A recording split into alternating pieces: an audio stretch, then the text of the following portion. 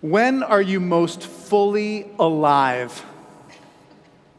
My friend Rhonda McGee felt fully alive when she was 16 years old. The world was opening up for her. College was just around the corner. Life had not been easy, but she had reason to hope. She had fallen head over heels in love with one of her classmates, a boy named Jake. And they just loved each other so much, and it was the first love they'd ever felt like that. But then, just before she left town for a summer university course, Jake called her and told her over the phone, "My father has kicked me out of the house." And she asked him why. And he said, "You know why. I told you how he is. It's because of us." He said, no son of his is ever going to be dating a black girl. Now, this was absolutely devastating for my friend Rhonda, and fortunately, she felt very supported by Jake. She was an A student. She was about to be chosen as the teenager of the year by her town.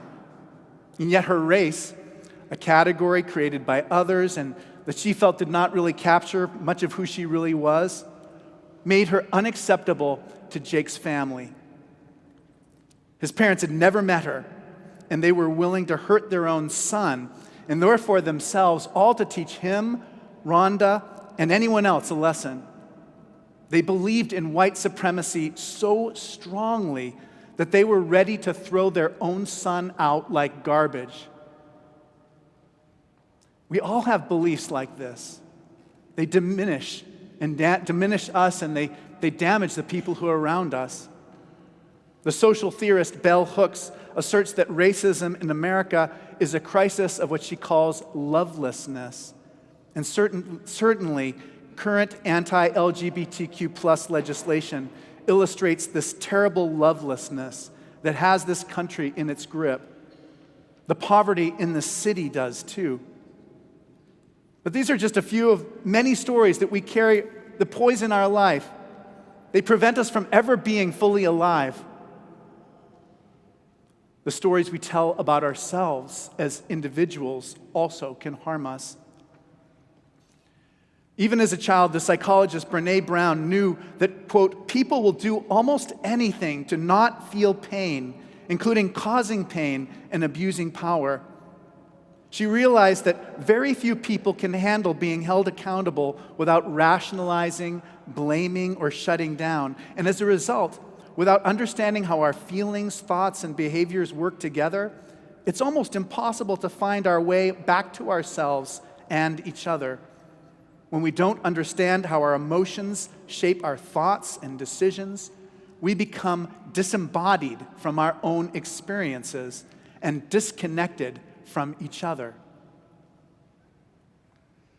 We feel alive when we come home to ourselves and to God, when we can become connected in a new way to our past and to each other. This encounter, this forgiveness we experience in Jesus, that's what lies at the heart of the resurrection. Easter is the chance for a new story to take hold in our life. It is the beginning of a new era when everyone will belong and everyone will have the chance to thrive. God's love dares to include even those who do not fit, the ones who normal people and the powerful cannot abide. Through God, we can become free of the hold that fear and death have on us. I loved hearing my friend Miguel read the gospel today. It just moved me in a way that was surprising since I've read it so many times in my life and this week. But it's extraordinary, that feeling that the women had, Mary Magdalene and the other Mary. They were together. They felt the earth shaking. They saw the angel that looked like lightning that rolled away the stone from the tomb. They saw the guards who became like dead men from their fear. They saw a light from heaven, and they knew that Easter would never be the same. This is an amazing thing, and yet all that happened before is the important part of the resurrection. Now, resurrection is not something that's understandable, and Easter is not something understandable either, but it does not mean it's illogical. Matt Fitzgerald remembers the Easter when his daughter was in kindergarten. And I remember this too, when our children were in kindergarten. The church sent them home with little purple plastic eggs. And, the purple plastic eggs are very disappointing eggs. They don't have any chocolate or candy in them.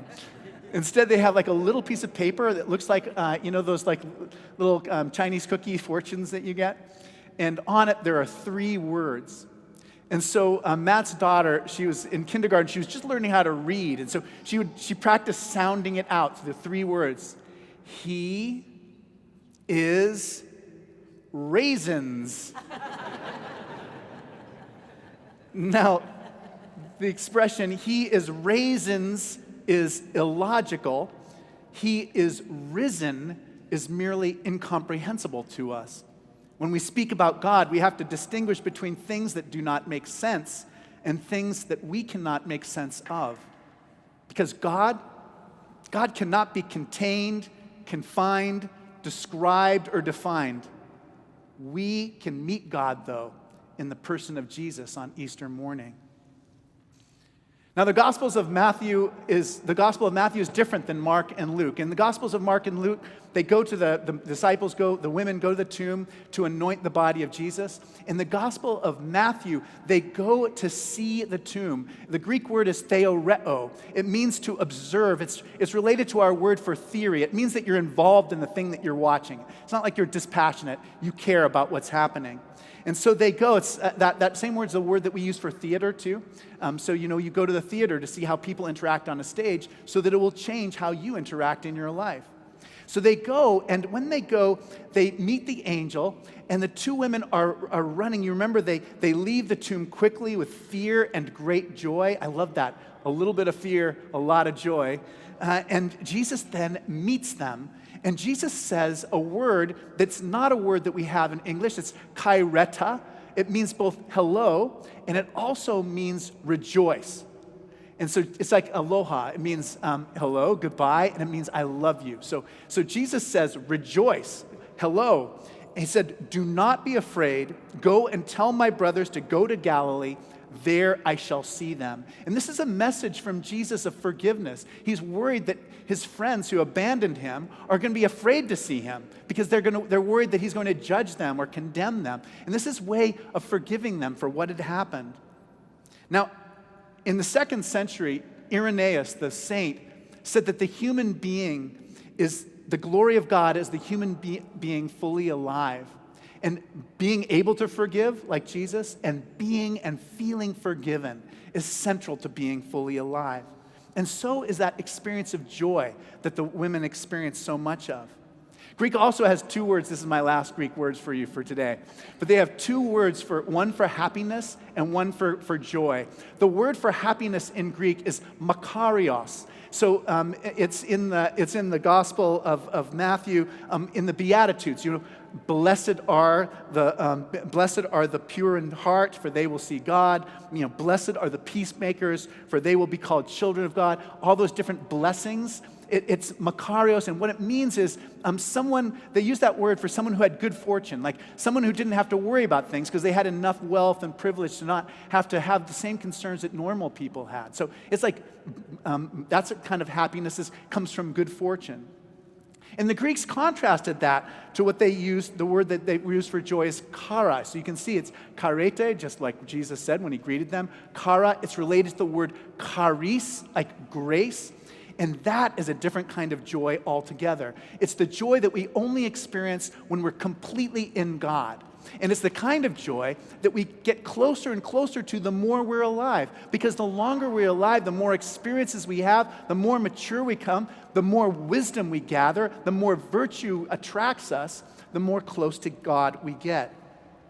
Now, joy, though, despite being able to define it in ancient Greek words, is incredibly difficult for us because it requires us to be vulnerable. Last winter, I came across a great expression.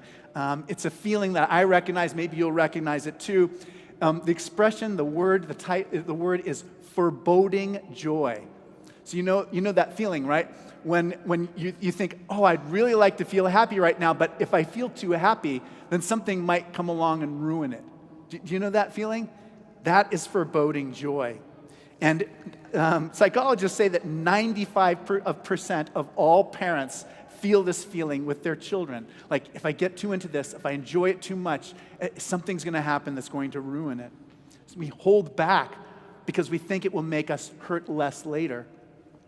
One man in his 60s said, "I used to think that the best way to go through life was to expect the worst. That way, if it happened, you were prepared.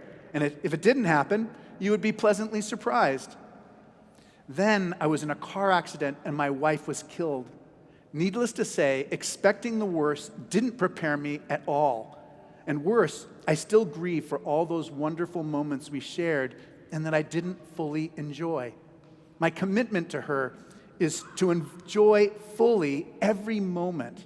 I just wish she was here now that I know how to do that."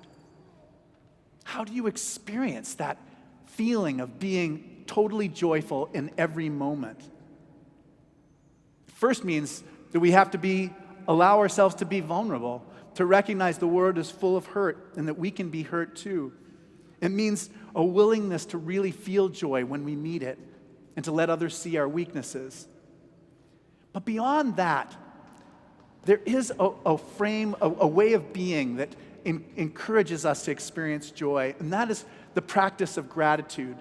Now, many people think of gratitude as kind of like a mental state, like an emotion or a thought or a way of looking at things in your head. But gratitude is really a practice. It's something that you actually do. You try, you fail at, you try it again. Gratitude is something that we do over and over again. And here at Grace Cathedral, that's what we experience every single day we walk in here, because our prayer life should be first and foremost about gratitude, and only secondarily about what we're missing or lacking. I had an incredible moment of gratitude last week. I had a very old man who came, and he really wanted to see the archives of Grace Cathedral. And so deep below us in the crypt, I took him into the locked archives room. And there, as I was poking around, I found a sermon from my hero, Alan Jones. He preached it in 1990 from this spot. And I wanted so badly just to read the whole sermon to you today. But instead, I'm just going to share the important parts of it. It's almost the end of the sermon, so it's not very much. Alan referred in his sermon to a French priest named Jean Sullivan, who described Western cultures as spiritually impoverished and underdeveloped, as unawake and unaware of the miracle right in front of their noses. And so Alan's whole sermon is about that miracle in front of our noses. And you know what that is?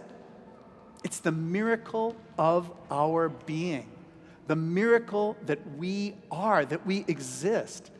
Look at your hand for a moment and just appreciate just how wonderfully well made you are and all the things that you've done with that hand and how it's been there faithful for you, whether you asked it for it or not. It's always been there for you. Now, I don't know, many of you are interested in famous people. I have my own set of famous people. Heidi always jokes that my famous people are all theologians. But if I look back over history, one of the people I would most like to spend the day with is that wacky poet, Walt Whitman, from the 1800s. The guy who used to run around naked in the fields. I would love to spend a day with him. And I have a poem that I want to close my sermon today with. It's called Miracles. So this is from Walt Whitman. "As to me, I know of nothing else but miracles. Whether I walk the streets of Manhattan or dart my sight over the roofs of houses toward the sky or wade with naked feet along the beach just in the edge of the water, or talk by day with anyone I love, or sleep in the bed at night with anyone I love, or sit at table at dinner with the rest, or look at strangers opposite me riding in the car, or watch honeybees around the hive of a summer forenoon, or the wonderfulness of the sundown, or of stars shining so quiet and bright, or the exquisite, delicate, thin curve of the new moon in spring. These, with the rest, one and all, are to me miracles, the whole referring, yet each distinct and in its place."